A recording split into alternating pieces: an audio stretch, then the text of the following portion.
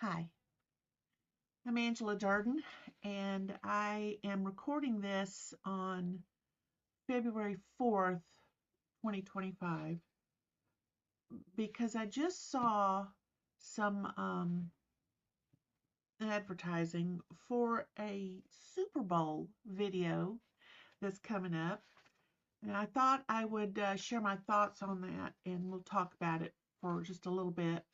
The Kansas City Chiefs will be playing the Philadelphia Eagles on um, February 9th, which is a Sunday. I think all the Super Bowls are always on Sunday. Shows how much I know about it. But it starts at 6:30 p.m. And of course, Robert Kraft, who does own NFL teams, A Team, plus a whole bunch of other businesses around the world, uh, is going to be debuting a commercial. I will have linked that commercial because it is on YouTube now. I have linked it in the show notes, so you'll be able to go down and see that. Plus, there are some other links that you'll be able to see. But here's the gist of the commercial. There's a blue square with a hashtag in the lower left-hand corner, and it's an emoji, and it wants you to use this emoji, hashtag blue square, to stand up against all hate. They want you to put it on your social media feeds, plaster it in your emails, do whatever, so that you can show that you are against all hate. So now it's already being previewed on YouTube. It's being talked about in various articles. And it comes from a foundation. What was the name of the foundation? The Foundation to Combat Antisemitism. It features Snoop Dogg, or Calvin Brodus as his real name is, and Tom Brady, which if you're a Super Bowl type of person, you know who he is. Anyway, it's in an ad for the Super Bowl 59 this coming Sunday. I watched the ad. I mean, you got Tom, you got Calvin or Snoop Dogg. Uh, why not? And the fact that it's about hate, I said, I've got to do this. And sure enough, I watched it. And Calvin and Tom, they did a great job delivering their lines. And those lines surely showed up the petty and stupid nature that hate can take. And yes, I agree that hate can be shown with anger. So, as far as this commercial goes, good intentions for this particular campaign will probably work. The problem, though, is hate is a two-sided coin. Heads, when you flip it, it's good to hate. Tails, it's bad. What do I mean by that? Well, let's say the toss lands the coin tails up, and petty, stupid reasons are there. And they're so obvious you would think we wouldn't have to list them. Yet the commercial does just list these petty, stupid reasons. And here's where I believe this organization and many others like it miss the mark. Frankly, it shows just how little thought they've given to the concept of hate as to why it exists in the first place and the forms that it can take and so forth. Also, they have not acknowledged that hate can actually be a good thing. It can be a force for good. And we'll hopefully get into that in a little bit. Now, let's pretend that the toss lands on heads up. And it says that I hate evil. And I hate all who knowingly, voluntarily, and gleefully practice evil. You see how it works? Hate can be good because I hate the bad, the evil. Hate can be bad because I hate for stupid reasons, and then I end up turning violent. This ad campaign, not going to work. Those who practice evil want good people to hate all evil. You see, because what that does is it puts them the people who are virtuous and good and want to feel good about themselves for doing the right thing, as they hate all hate, they've ignored the hate that is trying to kill them. And there they are, rolling over like a dog, saying, "Scratch my tummy." This is not a good thing. You would think that this organization, because it is a campaign to stop Jewish hate and all other hate. So you would think that this organization would understand that never hating only makes things worse by tying the hands of those who see evil but doubt their own lying eyes is what their own lying eyes are telling them. People who are good don't need to be told don't hate. They already don't hate. What they need to be told is be careful who tells you who to hate or who not to hate. Because there is an agenda there. Why is there an agenda? No balance. This campaign will fail even in its most basic forms as listed by Brodus and Brady because, and this is key, because it is an all or nothing statement. It's so broad as to be useless. All or nothing statements leave no room for standing up to evil or for defending against it. And you would think the Jews would understand this. You would think after a history of being tormented and tortured and run out and enslaved and all this sort of thing, that they would understand that all or nothing isn't the thing to do. Even God himself, their God, Jehovah, though they won't say that name because it's so sacred, but I think people like being called by their name, and God is a person. He stood up for them. He told them when to go out to fight. He said he'd help them. They hated their enemy. But if their enemy wanted to come and worship with them, they were happy to have it, as long as they were sincere. That's how it works. All or nothing statements tell people to roll over and be a good little victim. I don't believe that this is really what Robert Kraft wanted. Now, Robert Kraft is an NFL team owner, plus he has a whole bunch of businesses around the world.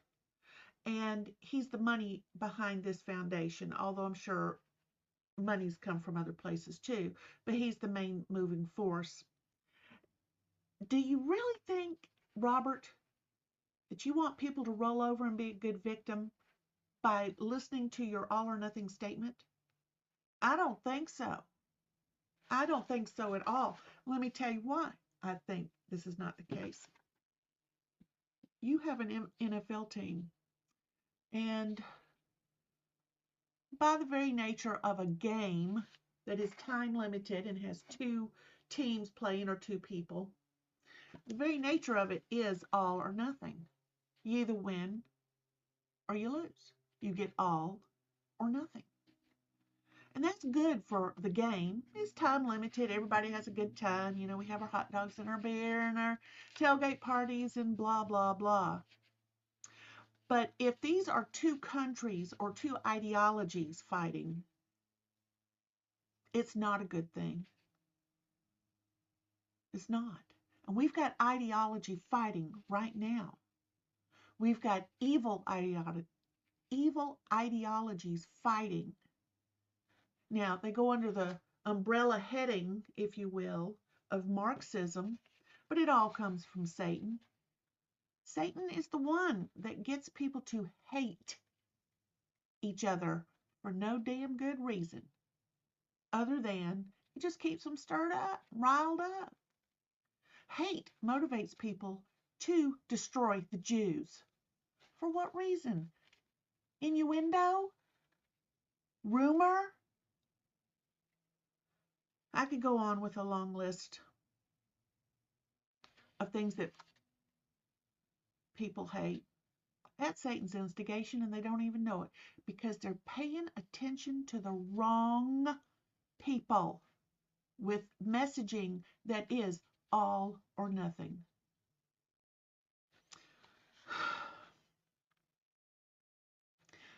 Let me show you some examples of that. I'm going to present a page here on the screen from their website. Share the screen with this one. There we go. Okay, let me put it on the board for you here so you can see it. We want to put it right there, I think. Yeah, add to stage. Yeah, there we go. There we go. Now, this is on their page. Nationwide survey reveals all types of prejudice are on the rise. Now, see, this is what I'm finding interesting. All types of prejudice. Again, prejudice is neither good nor bad. It is a state of being, and how you use it can lead to hate. But not all prejudice is wrong. Not all hate is wrong. And what some people call hate is actually just acknowledging the truthfulness of a situation. Let's look here. Oh, let me read this to you. The Foundation to Combat Antisemitism, November 19, 2024. This is when this article was written. They start out by quoting Martin Luther King from 1963. Now, again, this is very, very interesting. Martin Luther King Jr. wrote, "Injustice anywhere is a threat to justice everywhere." Now, see, that is a balanced statement. We have injustice and justice. Injustice anywhere is a threat to justice everywhere. We are caught in an inescapable network of mutuality, tied in a single garment of destiny. Whatever affects one directly affects all indirectly. Well, now that's true. If you look at the DEI hires now, that mindset says that there's some people that cannot get a job any other way than to have it granted to them. Doesn't matter why. There's all kinds of reasons why. That's why diversity, equity, inclusion will cover everything. This is a Marxist ideology. But injustice, we can hate injustice. And we can be prejudiced against those who will wreak injustice upon us. So let's scroll down a little bit more. It says perceived threats are up across the board. You see that word perceived? Do you see the word perceived? I'm gonna take my cursor. Perceived. All that means is what I think it is. What's the baseline for it? Perceived threats. It's just my opinion. You know what they say about opinions. So let's take a look at this chart here. The percent of Americans who think these groups are somewhat or very much a threat to the unity of American society. Undocumented immigrants, of course, are smack dab on the very, very top. That's because it didn't label them correctly. They are not undocumented immigrants, though they are. They are illegal aliens who broke the law to get a benefit from the taxpayers. That's not how it's listed. You see how already it has twisted. So I think if Robert Kraft had actually looked at all of this and thought about it and had somebody like me sit down with him and say, what does this really mean? What does this really mean? What is it really trying to get across? What it's really trying to get across as you go through this entire list, it's all this identity politics. Identity politics has nothing to do with their actions. And yet, the percent of Americans who looked at the actions, they looked at the actions of illegal aliens, did not call them undocumented immigrants. 70%, almost 70%. I'm not certain how these little oh, I see, it's June 23, December 23, June 2024. So for well over 18 months, Americans have identified illegal aliens as a threat to the unity of American society. They're correct. They've done nothing wrong. They've identified a threat. Now, does it mean that all of the illegal aliens are part of a gang or criminals? No. A bunch of them are just working class people like me, like possibly you, like the person who works at McDonald's or mows your grass or cleans your house or stands in a Home Depot parking lot to offer their services as a day laborer. They want to be where it's better.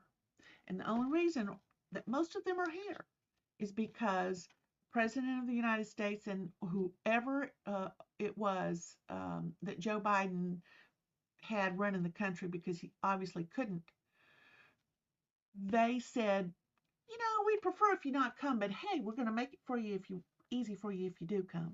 So come on, doors open, tables set. Oh, we'll give you all these goodies.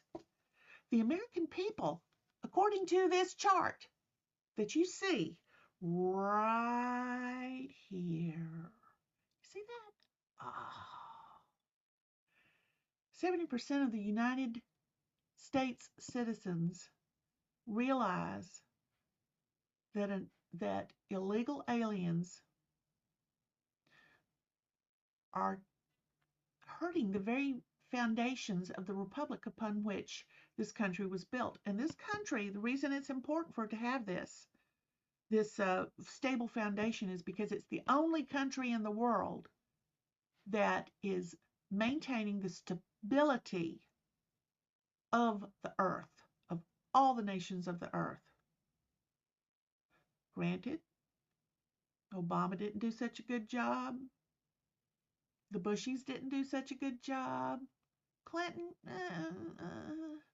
Biden, don't know who was running his government. But the American people, almost 70%. So is this hate? No. They want you to think it's hate so you'll stop supporting law and order. So I can go through the rest of these lists. There's this one. There is this one. I think you really want to look at that. This link is included in the show notes, so don't worry about it. You can start looking at this, start breaking it down, asking, what is it they really want me to know? And I don't know who Robert, I don't know who put this together for you. But, honey child, if I was you, I'd start going through it with a fine-tooth comb and not relying upon their, because they're twisting what's going on here. This is not hate. This is not hate. Not all of this is hate. Sure, there's some. We know people of every skin color, of every nationality, of every culture that hates for the very reasons Tom Brady and what's his name? Calvin Broadus, Snoop Dogg, listed in their in that ad. Those are the minority. Then you have people like terrorists, dictators, communist leaders, Marxists in Congress, and the list goes on, who manipulate you. You need to think about this stuff. I'm really, really sad that Robert Kraft is involved in this thing. I really am. It's not fun. It isn't right. And frankly,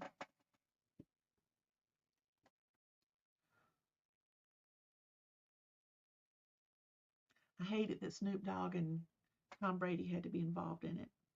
I really am. But you see, I don't know if they got paid for it. They probably didn't. Knowing them, they probably said, I'll do it for free to help the foundation because it's a good thing to do. But they haven't given much thought to it either. And Tom Brady, Calvin Broadus, I'm going to suggest that you start digging into this too and not just take their word for it, because you too have just been used as shills and you don't even know it. You don't even know it. Well, I'm going to say goodbye for today. We're going to have some other things coming up. I'm trying to get some folks to be interviewed.